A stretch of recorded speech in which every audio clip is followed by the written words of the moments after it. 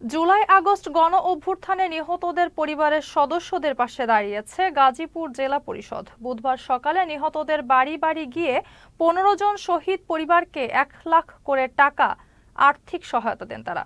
নিহত পরিবারের সদস্যদের ভোগান্তির কথা চিন্তা করে প্রত্যেকের বাড়ি বাড়ি গিয়ে অনুদানের চেক পৌঁছে দেন জেলা পরিষদের প্রধান নির্বাহী কর্মকর্তা খন্দকার মুদাসসির বিন আলী। এ সময় তিনি বলেন, একমাত্র উপার্জনক্ষম পরিবারের সদস্য হারিয়ে মানবেতর জীবনযাপন করছেন শহীদ পরিবারের সদস্যরা।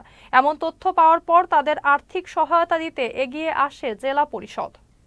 গাজীপুরে যে শহীদ পরিবারগুলো আছে, আমরা গাজীপুর জেলা পরিষদের পক্ষ থেকে প্রতিটি পরিবারের কাছে যাচ্ছি এবং তাদের খোঁজ খবর নিচ্ছি, এবং সাথে সাথে আমরা জেলা পরিষদের পক্ষ থেকে 1 লাখ টাকা করে প্রাথমিকভাবে সহযোগিতা প্রদান করছি। এবং আমরা দেখছি যে আরো কোনো ধরনের ওনাদের সাহায্য সহযোগিতা প্রয়োজন আছে কিনা, সেজন্য আমরা সেগুলোর উদ্যোগ গ্রহণ করব। এবং ওনারা বাস্তবে কি অবস্থায় আছেন সেটা দেখতেই আমরা আসলে এসেছি, খোঁজ খবর নিচ্ছি। এবং এখানেও এসেছি, দেখলাম যে 2টি বাচ্চা আছে, ওদের পড়ালেখা চলছে কিনা, এবং প্রত্যেকটি পরিবারই অনেকেই উপার্জনক্ষম ব্যক্তি হারিয়েছে।